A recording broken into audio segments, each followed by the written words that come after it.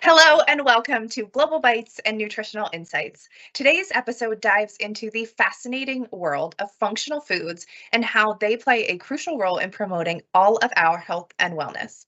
We'll explore the rich flavors of Moroccan cuisine, showcasing a recipe that not only delights the palate, but also provides health benefits through functional ingredients.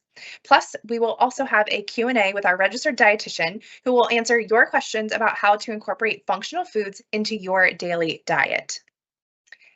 My name is Tristan Perry, and I am the Director of Marketing at Trio Community Meals. Joined with me today is Chef Mario Reyes, our Director of Culinary and Innovation, and he will prepare the Global Bites recipe that highlights Moroccan cuisine's vibrant flavors and its functional ingredients. We also have registered dietitian Veronica Gover with us today, and she will share nutritional insights on how to incorporate functional foods into your diets for overall enhanced health and wellness and health benefits. But first, let's explore the rich culinary traditions behind Moroccan cuisine. Moroccan cuisine is celebrated for its vibrant spices and rich flavors. Moroccan cooking embodies the depth and diversity of its dishes, deeply entrenched in history and tradition.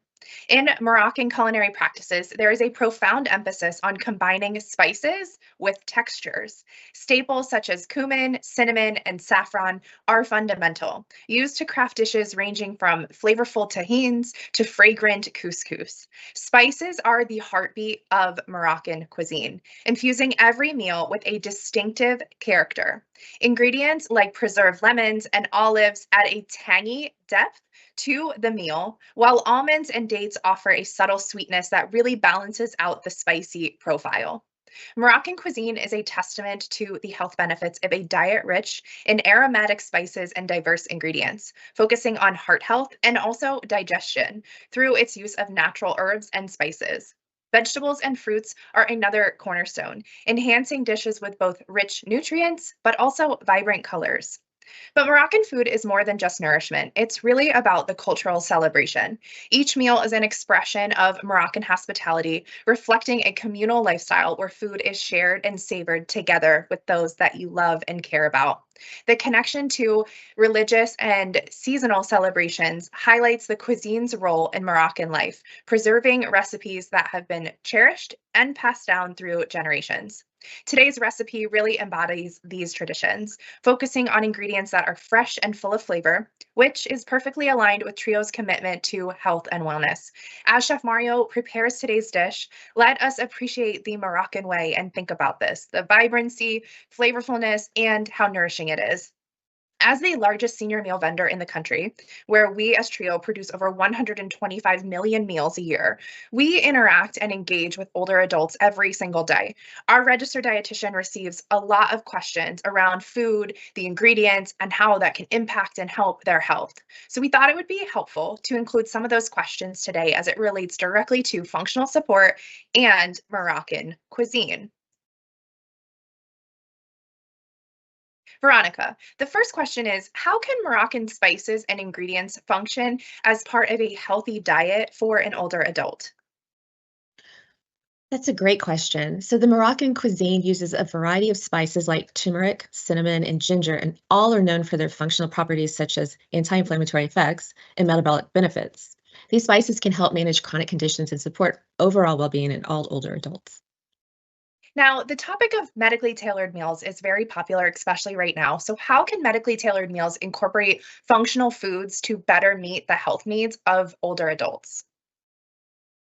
So, medically tailored meals can be designed to include functional foods that address specific health issues, such as incorporating foods rich in omega-3 fatty acids for heart health or antioxidant rich berries for cognitive function, ensuring that each meal contributes to health maintenance and disease prevention. Thank you. Considering the broad range of functional foods that exist, what nutrients would you say are especially important for an older adult, and how can they incorporate those nutrients into some of their meals? So, important nutrients for older adults include dietary fiber for digestive health, calcium and vitamin D for bone health, and lean proteins for muscle maintenance. Including a variety of fruits, vegetables, whole grains, and lean proteins in daily meals can help meet these needs. Now, this can be a lot of information and sometimes overwhelming. So, could you suggest maybe some simple dietary adjustments that an older adult can make to incorporate some of these functional foods into their diet? Oh, absolutely. So simple adjustments include adding nuts and seeds as sources of healthy fats and proteins. This also adds texture and also increases your nutrition density. Also using herbs and spices for their antioxidant properties instead of salt for flavoring, and choosing whole grains over refined ones to increase fiber intake. Such changes can significantly enhance the nutritional quality of the diet. Thank you, Veronica. Before we see Chef Mario in action, I will turn it back over to you, where I know you are going to share some valuable tips on how functional foods can further enhance their meals beyond what you just shared now. Thanks, Tristan. So this is a beautiful pictograph of some of the functional foods. As you can see, probiotics, these support gut and immune health. So what's shown here is maybe some kefir, yogurt, and it looks like honey, which is also a prebiotic. Omega-3 fatty acids, these support the heart and brain health. These include your fatty fish, such as tuna and salmon, sardines, mackerel, and chia seeds. And then fiber, this supports gut and heart health. So you can see there's some oatmeal, maybe the steel cut oatmeal actually has a lot more fiber in it. Beans and legumes, this is a wonderful source of plant-based protein, B vitamins and fiber. And then you also see banana and an apple. And bananas have fructooligosaccharides, which is a different type of fiber. And also pectin is found in apples. And then you can also see that nuts and seeds, these have a good source of antioxidants and also some good heart healthy fats, excuse me. And then antioxidants and phytochemicals, these support overall health. So you can see the blueberries, these are in season all year round, high in antioxidants. The tomato has lycopene. There's green tea shown. It's great source of antioxidants. Broccoli is a cruciferous vegetable. This also has a really good source of antioxidants and fiber. And then you also see almonds, which are well known for fiber, heart healthy fats, and also the antioxidants. So let's see what Chef Mario is cooking in his kitchen today. Well, thank you, Veronica. Thank you, Tristan. I tell you once again, welcome to my kitchen. Here it is. Share some good ideas, some tips, something with this exciting cuisine. This Moroccan cuisine is it's actually going back to exactly what Veronica and Tristan were mentioning. It's spices, flavors. I mean, you can go from coriander to ginger to paprika, anything there is out there that is really brings everything together. So one of the biggest things I actually did, I love doing that, is because one of the advantages is you can mix it in with anything that's involved. So if you get a tomato, for example, tomato becomes as the mother sauce of it, the background behind it, the foundation of it, and then from there you start adding different flavors to it, and then this way you're actually able to come up and bring it together with any protein you like, from beans, they were measuring beans and everything. But today I actually have something a little bit different. Today we're going to use lentils. Lentils itself has its fiber, is a good protein for you. And I'm going to mix that together today. And I'm going to do the tilapia. We're going to do a Moroccan tilapia with a tabbouleh lentil. So think about it, adding some different spices, some herbs, some flavors, and then also at the same time doing with a protein such as a tilapia. So let's get started, okay? So as you can see, I have my little butane burner here just to kind of get it going. So I'm going to start off with a little bit of olive oil, okay? And then I am going to go right here and add the garlic right away. Okay, the garlic just goes right into the pan, the pot here. As you can see, I like to use this glass pot so everybody can be able to see it. And then look at that. What I'm doing, just warming it up. Get the garlic, a little sizzle, just enough to give it a pinch of caramelization, and that's all. Look at that. That's all it is. And then I'm gonna go straight into adding what I was telling you about, which is the foundation of it, which is the tomatoes. So I have the tomatoes right there, and all I'm doing right now is blending it in together with the garlic. As you can see, all it is diced tomatoes. Honestly, diced canned tomatoes. There's nothing to it besides just getting some tomatoes there just to give that flavor. The flavor's there. Everything doesn't, the tomato, the acidity of the tomato itself. But once again, we're going to add some flavor to it. You're going to put a little bit of tomato paste. Not too much, just a little bit itself, because the tomato paste, what it does, the tomato paste adds a little bit of body to the tomatoes. The juice, the water starts coming out of the tomatoes, and the paste will bring it right back together, okay? So as you can see, that's all I've done. Mix it in, blend it nicely. I'm gonna turn the heat down a little just to kind of so they can simmer slowly just a little, okay? I'm going to go right over there. I'm gonna start off with some turmeric. I do apologize, some cumin, I'm so sorry. I'm putting some cumin. The flavors of these Moroccan cuisine are just incredible by putting different spices into it, okay? So I have a little bit of cumin. I have a little bit of paprika, okay? I have paprika. I have onion powder. Nice and easy. I wanted to make sure it's something that you're able to do it at home. Just a little bit of onion powder. And then right after that, I am going to go with a little bit of coriander. Okay? Just coriander powder. We're just going to put it in there and let the flavors just blend and let it go. Look at that. Now, you can see it, but you might not be able to smell it. But I tell you what, once you do it in your kitchen, you'll be able to see it. You'll be able to smell it and how good it smells. It goes all over the place because what it does is blending everything together. All the tomatoes, all I'm doing is just putting it right there. And then Veronica was mentioning about some fruits, right? Some fruits. Moroccan cuisine, orange. Orange is one of the biggest acidity that they use. They use this for cooking quite a bit, actually. So as you can see, I'm putting a little bit of orange juice, okay? Just orange juice right in the pot. And then I'm just letting it blend nicely. And then I'm going to go and add just a little bit of stock. This is a little bit of just stock itself, chicken stock. And that is just to kind of blend the tomato paste that I put on and everything that's involved. You want to make the sauce, you want to make the foundation of it before you put it in the oven. I have a preset oven in there, preheated at 375, okay? And what I'm going to do right now is I'm actually going to go and put the nice mixture of the tomatoes with the spices and everything here. And I'm actually going to go and just bake it in the oven, okay? So I'm going to turn this off. As you can see, look, I have tilapia, just fresh fillet of tilapia right here, okay? And then you're going to go and put the rest. I'm going to put two just right there. They're roughly looking about 2.5 ounces, okay? And then you're going to go and just put it right there. So as you can see, now I'm getting the sauce that I made, which is really the flavor, everything that's going to go there. You see, I'm putting nothing. There's no seasoning, nothing on the fish. The seasoning is right over here. Look at that. Right on top of this fish is where the sauce is going. All I'm doing right now is mixing this, putting it there together, and then I'm going to go and bake this in the oven. That's all. Tomatoes, everything that's involved, I'm going to go and just put it right in the oven. Okay? So let that cook, let it go slowly. Keep an eye on it all the time. Make sure it depends on the thickness of your tilapia or your fish. You can actually make it in there. Put in the recipe, if I'm not mistaken, 15, 18 minutes. But in this case, these are thin. It might take 10, it might take 12 minutes. So just keep an eye on it. The acidity of the tomato is going to cook and just going to continue that, okay? In the meantime, while that's cooking, I'm actually going to do the other ingredients, which is I'm going to get as you can see, a little bowl over here, and I'm going to go and start off with some cucumber. I'm going to make the lentil tabbouleh. All I'm doing right now is cutting the cucumber. You can leave the seeds if you like, or you can actually take it off.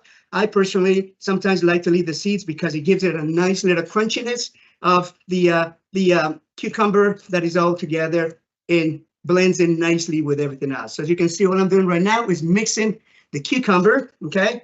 Putting it right in the bowl, as you can see it right there. Look at that. And then you can go and put a little more if you like, but it all depends once again on the recipe and the amount of people that you're gonna do.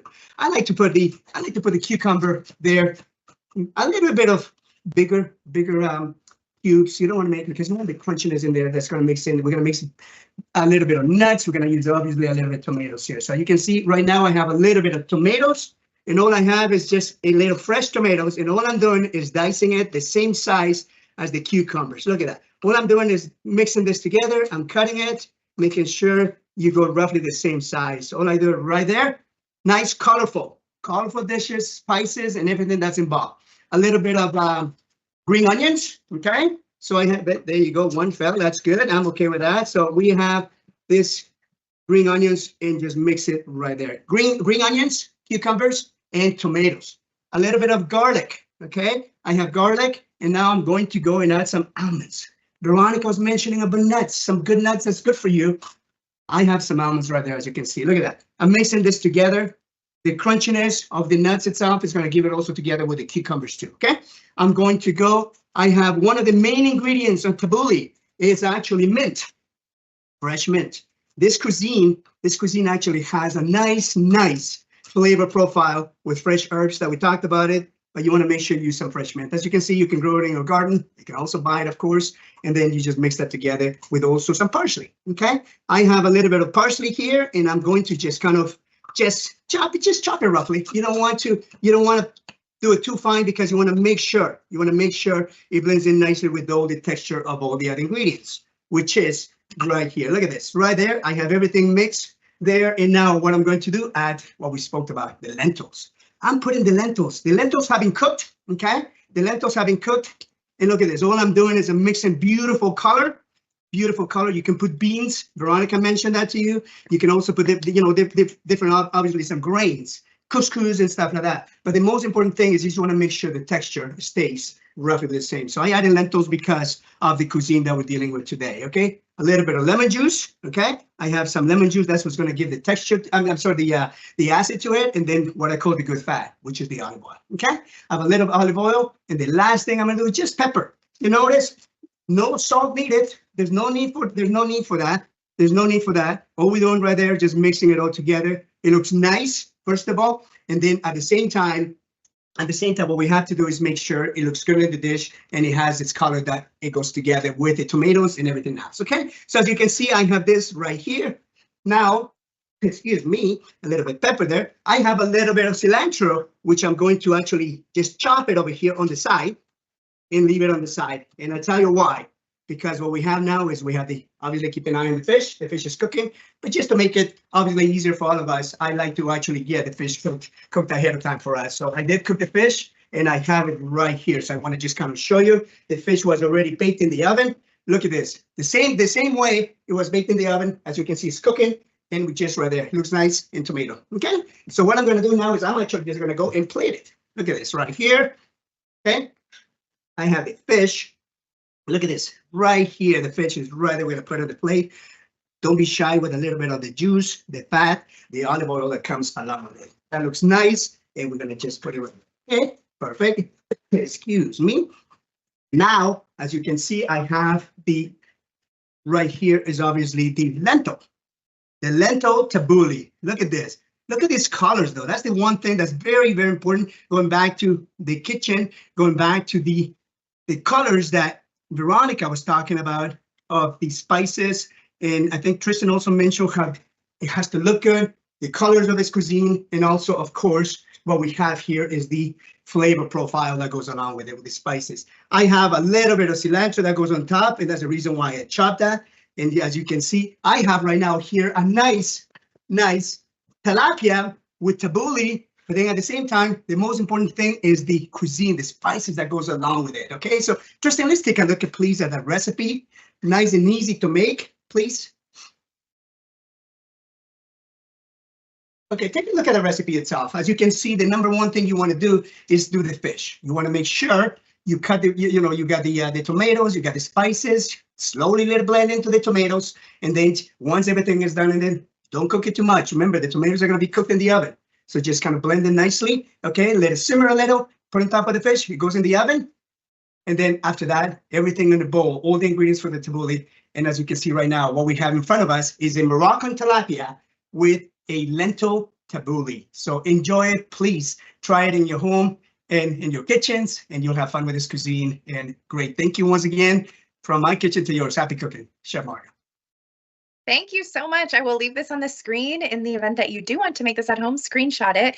And if you share it, if you make it and you want to share it on social media, please tag Trio Community Meals. Again, thank you so much, Chef Mario, for sharing your culinary expertise with us. It's always enjoyable. I also want to thank Veronica Gover, our registered dietitian, for her invaluable guidance on answering those commonly asked questions and ways to help and support you, but also providing insight on functional foods. It is always an honor and really a privilege that we are able to produce meals for older adults throughout all of our communities. And we are really committed to bringing you recipes that are not only delicious, but also culturally inspired and really tailored to support health, like today's meal with functional ingredients and the Moroccan dish. So I hope that you enjoyed today's episode. Thank you for joining us, and we will see you next time. Bye.